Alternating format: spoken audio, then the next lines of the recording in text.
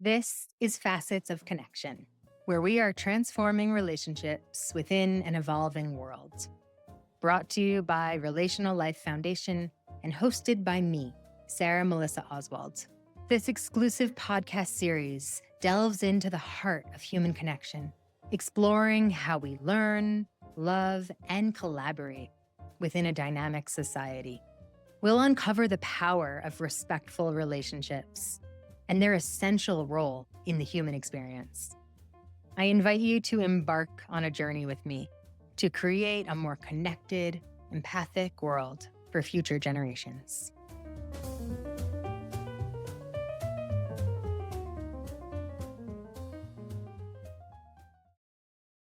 I am honored to introduce you to an internationally recognized family therapist, speaker, and author, the founder of Relational Life Therapy and the Relational Life Institute, Terry Real. A family therapist and teacher for more than 25 years, Terry is the best-selling author of a number of books, including I Don't Want to Talk About It, Overcoming the Secret Legacy of Male Depression, the straight-talking How Can I Get Through to You, Reconnecting Men and Women, The New Rules of Marriage, What You Need to Make Love Work, and most recently, his book, Us, Getting Past You and Me to Build a More Loving Relationship. If you've not heard or read this book yet, I highly recommend it. Terry's work is known for effectively leading couples on a step-by-step journey to greater intimacy and greater personal fulfillment. Terry has most recently become the president and chair of the board of directors at Relational Life Foundation, and we are excited to be partnering with him to bring his relational life therapy to an even wider breadth of the population. You can learn more about his work at terryreal.com. Now, the following interview was conducted by senior RLT therapist and faculty member at Relational Life Institute, Anna Sturk. We are releasing this interview here on the podcast due to high demand. And I'd ask that this interview serve as a preamble to a conversation that Terry and I will be recording for the podcast within the coming months. I find the topic of relational reckoning incredibly useful within every single relationship that I encounter. So I know that you'll enjoy this interview with Terry Real himself and Anna Sturk. Hey, Terry. Hi, Anna. It's great to see you. Lovely to see you too. You are looking very refreshed and... This is my Costa Rica self. I actually am getting over a bad cold, which is really a drag when it's like 90 degrees out, but you still get cold. So, Yeah. But I'm 3/4 over it and really delighted to be here. Thank you for doing this for the foundation. It's very generous of you. I'm really thrilled to do it. I'm really excited to be getting this information out to people in whatever way we can and supporting the mission of the foundation. Just such cool work. So I wanted to talk with you about relationship reckoning, which is one of those core pieces of RLT that I think, again, when we can get our minds around this idea and when we can really take it in, it is transformative. So I was curious because for me, this concept really has been transformative in my life. It's probably one of the, given to hyperbole, like it's actually one of the biggest things for me that changed my life, changed how I thought about relationships, just like led me towards acceptance. And I was curious, could you say a little bit about where the idea of relational reckoning came from and even how you would describe it? Maybe like, how would you describe relational reckoning and where did you come up with this? Okay, let me say what it is, and then we Yeah, can that talk. sounds great. So the question is, should I stay or should I go? And it's a question that haunts many of us. And that question is actually, in some ways, a subset of, am I getting what I need in this relationship? And what happens when I don't feel like I'm getting what I need in this relationship? And the question, should I stay or should I go, is the last step of that process. So let me back it up. You're not going to get a simple answer on it. It's not Oh, gonna I mean, I was hoping not. happen. Let me back it up. The first thing I want to say is you can go. And that in and of itself is a revolution. Yeah. You can go. If you're a one down boundaryless love dependent, you feel like if you go, you're going to die. If you're not supplementing your shaky self-esteem with the connection from the relationship, the abandonment is going to be too great. So you have to move into some recovery and health before you have the strength to go. But one of the revolutions of the very question is, I believe, and it would be interesting after I'm done to hear which part of this was transformative for you. Yeah. I believe that is part of having a juicy, healthy, passionate relationship, that you have to be willing to risk it. You Yeah. have to be willing to walk away. That's very different from some, even couples therapists. Stan Tatkin and I have been around the block on this. I don't think one partner turns to the other and says, I'll be with you no matter what you do. I don't think that's healthy. I'll be with you if you behave, but anybody can behave reprehensibly enough, chronically enough, that they'll extinguish the loving feelings in their partner, or even, I love you, but I can't live with you. Yeah. I will love you from afar, but I'm not putting up with this anymore. And that's healthy. Yeah. If you can't say no, you have no limits. And if you have no limits, you're a codependent enabler. Yeah. You're really an enslaved person to the relationship. I had a friend, Angela, who used to be a stand-up comic before she was a therapist, and she was dealing with a woman who had no limits whatsoever, was massively abused by her lover. And Angela, at one point in the conversation, fell off the chair and started rooting around on the rug. It's a true story. And the patient finally noticed, took her a while, said, what are you doing down there? And Angela said, I'm looking for your bottom line. I can't seem to Yeah. find one. But it's part of a healthy relationship that you don't walk off into the sunset no matter what. Real love between adults is conditional. Yeah. We give unconditional love to children, but we don't give unconditional love to adults, nor Yeah. should we. Yeah. So let's bust that myth. You have the right to go. Yeah. You know, so sometimes when I say to people is you can love somebody unconditionally, but the relationship isn't. Relationships need conditions because we need to understand, like, what are the limits of this thing? Is it really limitless like that? That feels like you could fall off the earth. Like love you can do could be anything. there, but yeah, But you don't get to treat me like this. I'm not going to stick right. around. Yeah. And love can be, okay, so I love you from afar, or Yeah. even, you know what, I used to love you, but after 10 years of this, I don't anymore. Yeah. I wish you well, but, Yeah. and that's okay. So, okay, so this is the final stop on what do I do when I'm not getting what I want? Yeah. What you do when you're not getting what we have a whole technology for how to get more of what you want. And I'm sure you've gone through some of that. The 3 steps: dare to rock the boat, Yep.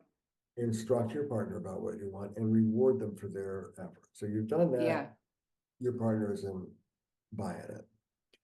You've used all your skill, your partner isn't responding. So if you can't get through to your partner, that is a kick out for couples therapy. When do you need help? When you can't do it yourself. It's not that hard. Yeah.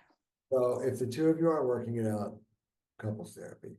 And couples therapy that really will stand up for you and help you, which most couples therapy will not. And I'm sorry to say that, it grieves me, but Yeah. most couples therapy will not take on a difficult partner and really take your side and help you. So try a couples therapist, and if that doesn't work, try a different couples therapist. And of course, I like RLT therapists, but because we will take sides and Yeah. take on difficult people. If that doesn't work, then you have to ask yourself this question: do I stay or do I go? And I've evolved a tool for that. I call it Relational Reckoning, and it consists of a question. And here's the question, and I'll repeat it. Am I getting enough in this relationship to make grieving what I'm not getting worth my while? Am I getting enough in this relationship to make the pain of what I'm not getting bearable and Yeah. okay? Because there's a lot of pain and grief, and that's normal. Yeah. And that harkens back to the idea of imperfection in relationships. We all long for the divine. Look at Hollywood, look at romance. We all long for a god or goddess who's going to be infinitely there, infinitely exciting, infinitely gratifying and completing. Yeah. Why? What's wrong with that? Yeah. We end up with someone as woefully limited and imperfect as guess who we are. And that really sticks in the craw. And I think it was T.S. Eliot. Between the ideal and the real falls the shadow. Between the ideal and the real falls the shadow. And in fact, in RLT, it is the collision of your imperfection and your partner's imperfection and how the two of you manage that collection. That's the stuff of intimacy. That's the character of it, the guts of it. So grief is a big part of that. You've heard me say, this is the moment, Anna, where we have to deal with the partner you have instead of the one you deserve. Right. And God damn it, we all deserve that god or goddess, but that's not who we're with. So Yeah. we grieve. And it's one thing to say grief and be abstract about it, but the particular unmet wishes and needs that this particular man, woman, non-binary person is challenging you with, man, it hurts. It sticks in the core. It's hard. Yeah. You're talking to the guy who coined the phrase normal marital hatred, and Right. it's normal in that dark night of disillusionment when you're grappling with what you are not going to get, not for the foreseeable future anyway. You've tried, you've pulled out the artillery, your therapist has tried, and that person is not going to be a free-flowing emotional artist. Or that person has a sex abuse history, and she is not going to be swinging from chandeliers having sex with you. Or that person is kind of selfish and will spend 3/4 of the time talking about themselves and only at the end remember to ask you a question or two about you. The limits that you are faced with this actual person are painful. Yeah. I would like to remind you, they're thinking the same of you. Right. Yeah. Belinda and I had a gay couple, and they were celebrating their 30th anniversary, not marriage, because they weren't allowed to be their 30th anniversary together. And one of them, who's a novelist, said, many of you asked about my longevity. I literally do this every morning. I wake up, I toddle over to the bathroom, I splash cold water on my face. I look myself in the mirror and I say to myself out loud, well, you're no prize either. I love that. Well, that's actually, for me, that's how, like, well, I'm kind of working backwards right now, but like, that's how I work my relational reckoning in my relationship. You've met my partner and he's a fantastic human, but like, he's a human, right? So he's gonna human it up on a pretty regular basis. Human it up, I love that. Yeah. And, but he's got a saying, and I'm sure he didn't make it up, but in my mind, I like to pretend that he did. And he says, if things were different, they wouldn't be the same. Oh, that's great. Yeah. Like if something happened, like if things were different, they wouldn't be the same. And so for me, when I am faced with that dark moment, I say to myself, like it's a practice that I have instituted. I say to myself, if things were different, they wouldn't be the same. Meaning, both it reminds me of like just how brilliant he is, because he is, but also that if he had the characteristics that I was longing for in this moment, then there's a whole bunch of other things that wouldn't be the same. What I really want is for him to be him plus or minus something. But I don't get to choose that. I can ask for some things to be different, and God bless him, he does a lot to work on that. But in the end, he is who he is.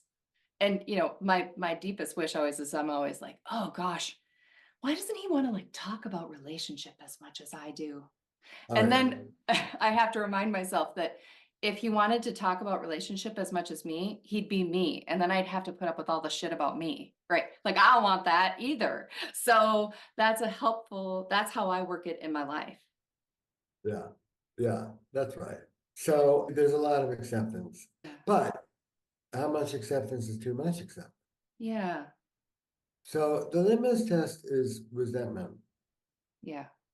If you're giving up something and you're telling yourself you're settling or you're compromising, Yeah. but if you're really honest with yourself, you hate it. There's two possibilities. One is, okay, you need it, go back and fight for it. The other is, let's take a look at your relationship to resentment. Right. And your capacity to accept, because you may be a big professional victim and just not know how to do this. So relational reckoning. We grieve what we don't get. Yeah. You grieve the husband who will stay up till 3 o'clock in the morning and talk with you about relationship. Yeah, I have Belinda's permission to say this, but I'll use it. If Belinda has trouble sleeping, all I need to do is give her my latest article, and she's asleep. Out there somewhere is somebody with all of Belinda's characteristics, plus she would just love reading every word I ever write. And that's my perfect girl somewhere. That's what I'm with. This is the hill I'm going to die on.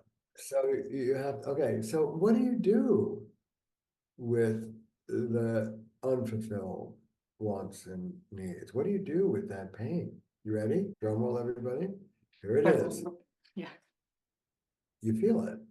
Yeah. You want to hear that again? Yes. You feel it. Louder for the people in the back. That's the deal. You feel it. Yeah. But not like a big victim. Yeah. And you say to yourself, you remind yourself, I may not be getting this from him, her, or them, but look at all of this that I am getting. And you feel the pain and the sorrow of what you're not getting, and you embrace what you are getting, and you put your arms around it and you appreciate it, you take it in, you celebrate it, and don't walk around like a big resentful victim. Embrace what you've got and appreciate it and love it and settle into it. Yeah. Or the answer is no. Yeah. The grief is this much and the pleasure is this much, and the proportion doesn't add up. Yeah. In which case, okay, then get out. We don't believe RLT is not about saving every union. It's about ending people's misery. And there are deal breakers. The obvious ones are what we call in RLT the preconditions.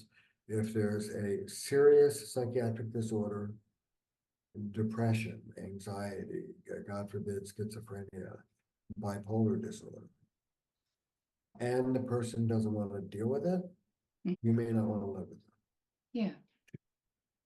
If there's a serious self-medication issue / addiction issue, and the person refuses to deal with it, bye, And 3, if there's an acting out issue, either sexual or aggressive. Yeah. If there's, God forbid, domestic violence, but also if there's chronic cheating and lying, if there's an affair, you may not want to put up. Yeah. So those are the sort of obvious gross deal breakers. If the person is chronically, seriously irresponsible and refuses to deal with it, if they make contracts and break them routinely, if they Yeah. lie, if they manipulate, if they cheat, that could be a deal breaker. If they are chronically mistreating you and or the kids, and they don't want to deal with it, there's no reason for you to be. So I want everyone listening to become what I call a relationship champion. You get settled in your kishkas and your guts and your cells. Being in a cherishing relationship, not perfect, but essentially cherishing, is my birthright as a human being. I'm in a relationship and I try like a dog, I get therapy, they try like a dog, nobody can get through to them. If I'm in a relationship that is essentially not cherishing, Yeah. it's bad for me, it's bad for the kids, it's bad for the uncherishing person, it's not good for anybody. And as part of my self-esteem and dignity, it's like, okay, you know what? I want you to transform and shape up and learn to be cherishing to me. I'll give you one more shot. Maybe you need to go to rehab. Maybe you need to do an intensive program for a month somewhere. Certainly you need to see, but if I've done all of that and the person just doesn't want to do the work, which brings me to the last deal breaker that comes to mind, and there are more, but which is a really interesting one. If there is a gross asymmetry Yeah. in the level of psychological evolution between the two people, if one person is really pretty mature and the other person is wildly immature, and again, they're not going to do the work that you need to do to grow themselves up. And they can go from therapist to therapist and not do the work. Absolutely. But if that asymmetry holds, the pain of the immaturity of the immature one will be too much for the mature one to bear.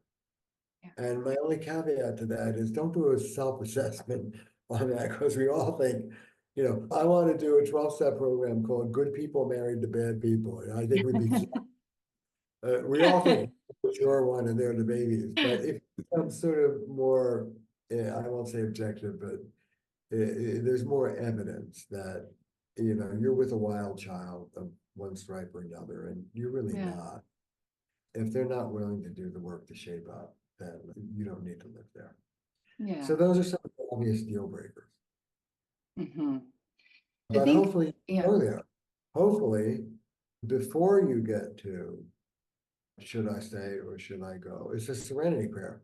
You step up to the plate and you learn what we have to teach in RLT, and you exert yourself and you put the screws to your partner that's daring to rock the boat, and you do what you need to do to transform things, including if you don't want to leave. That's your last card before you leave. Yeah. But if at the end of the day, you're willing to do the work and they're not, it may be too lonely for you to stay there. Yeah, I think that intersection of both normalizing loneliness in a tolerable amount, because I think for me, that was the big change, right? Is going back to some of the things that we have talked about earlier in the program today, that moment of disharmony, right? We live in a world that so elevates harmony and Yeah. devalues disharmony that I just had bought into that. I had bought into that idea. And so it's both the sort of normalization of disharmony and actually valuing disharmony because of the growth that's possible coming out of it, to not just swing back and, people think that, oh, I'm just going to offer an apology. And a lot of times they're just trying to get back into harmony. It's not actual repair, right? But like the benefit of disharmony is that you get to learn and practice repair and Learn, you build get to resilience. learn. Like And it's, without disharmony, you can't do that. yeah, and it's intimate, it's deeper. Yeah, Grappling with absolutely. one another's imperfections drives us, and that is what intimacy is.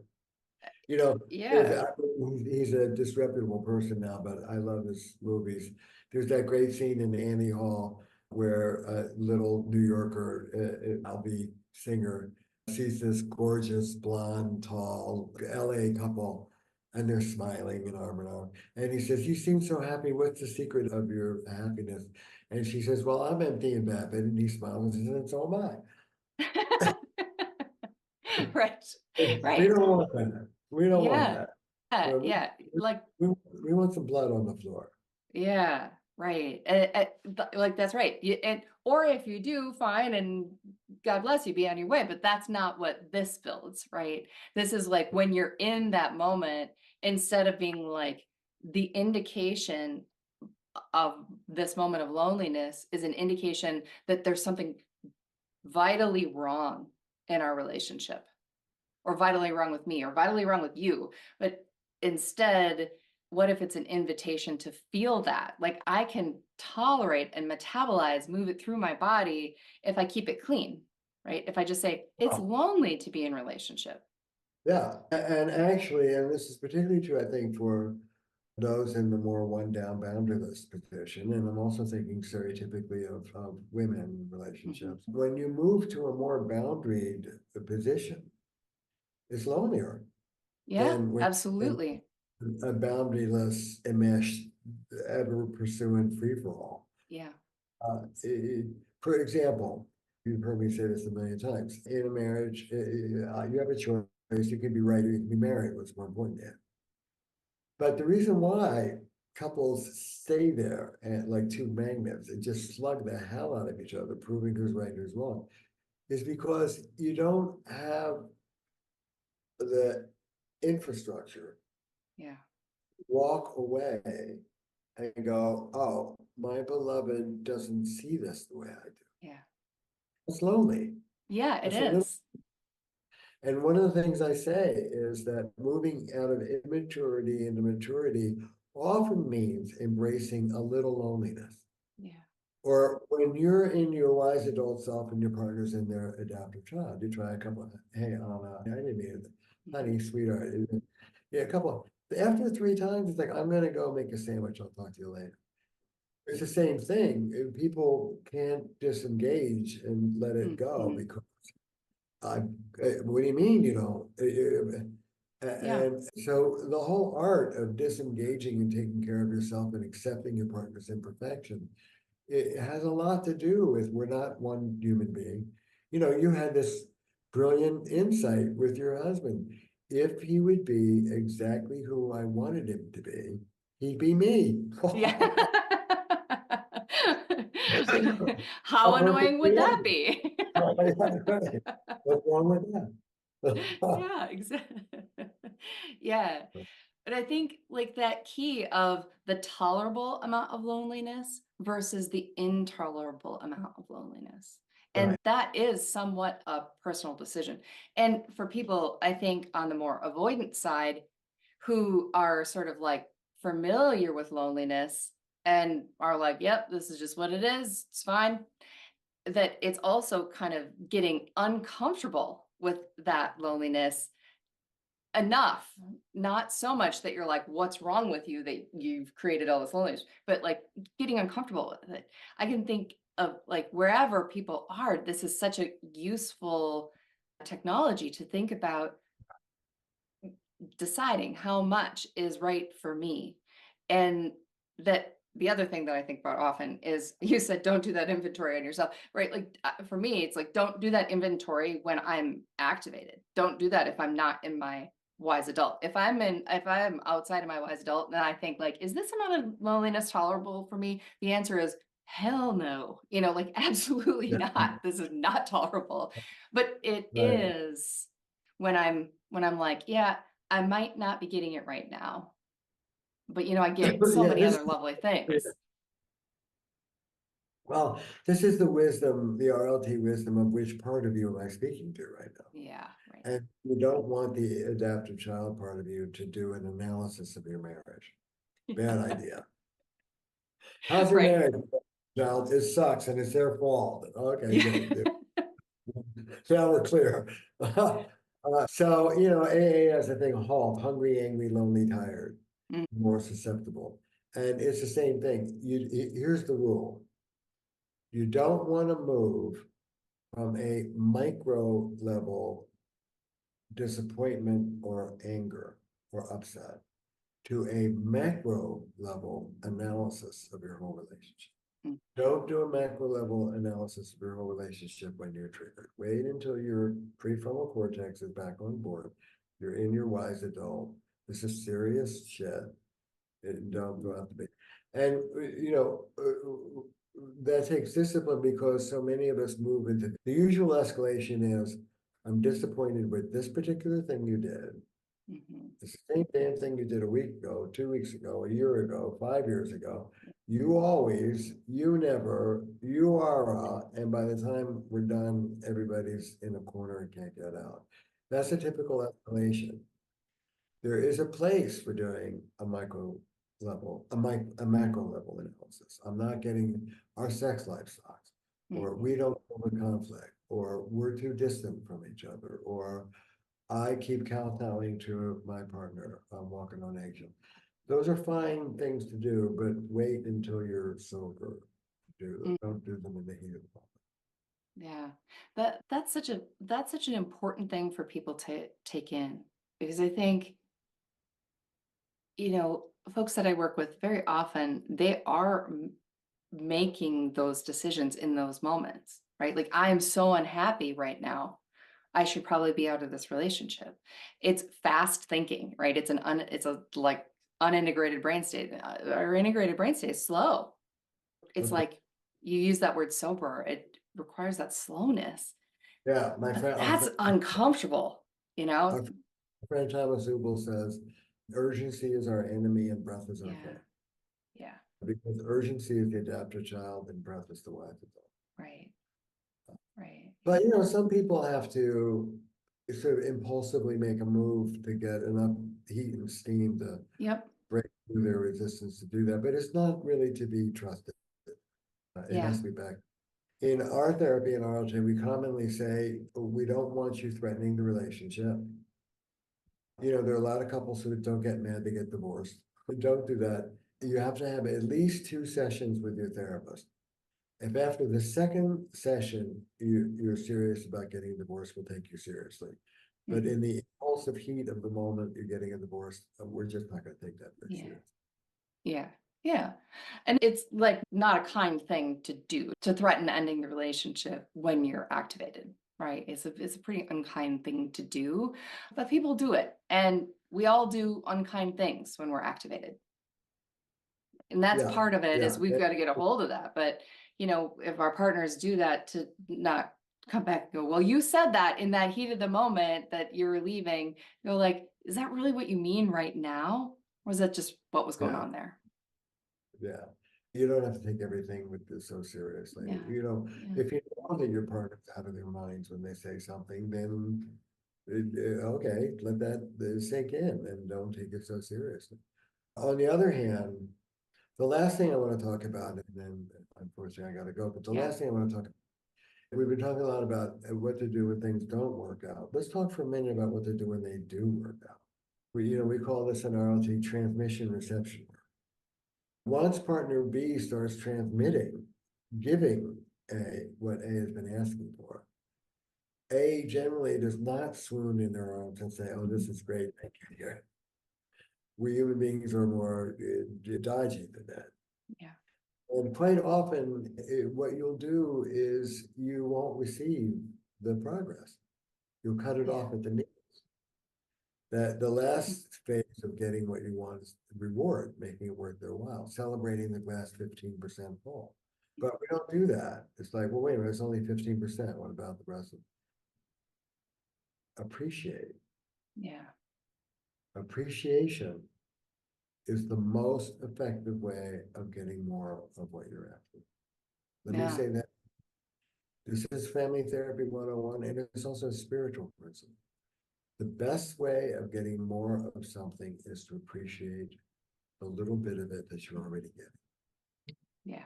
Positive feedback is a motivator. Negative criticism is not. Yeah.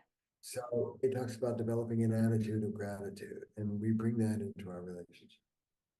So when you do a relational reckoning, and the answer is, I do get this and this, I have a radical thought. Why don't you let your partner know that? Yeah. Why don't you tell your partner what they're doing right? And allow yourself to receive it. And those of us who come from trauma, which is most of us, you know, one of my 8 million sayings that there's nothing vulnerable about complaint. It's one thing to complain about not getting something.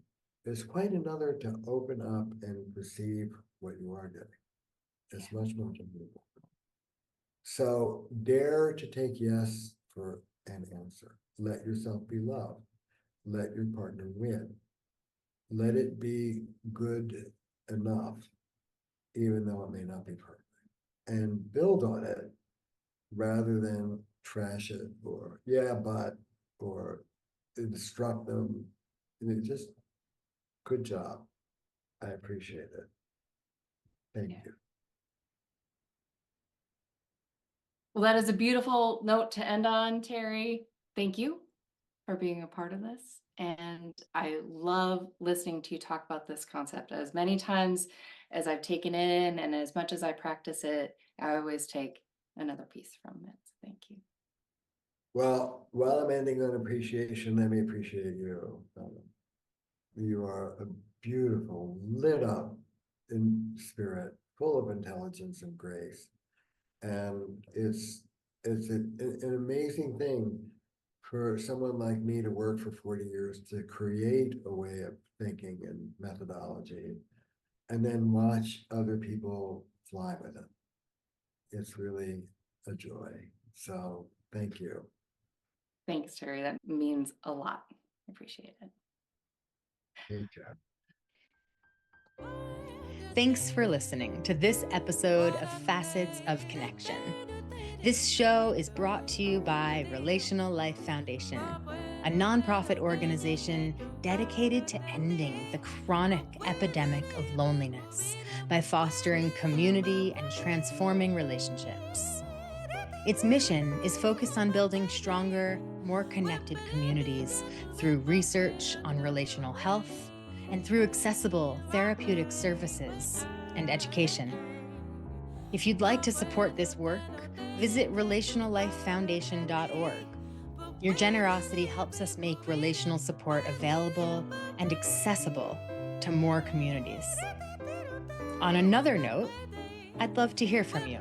Whether you've taken a workshop through Relational Life Foundation, if you're working with an RLT therapist, or simply if you have a guest or a topic to recommend for a future episode of Facets of Connection.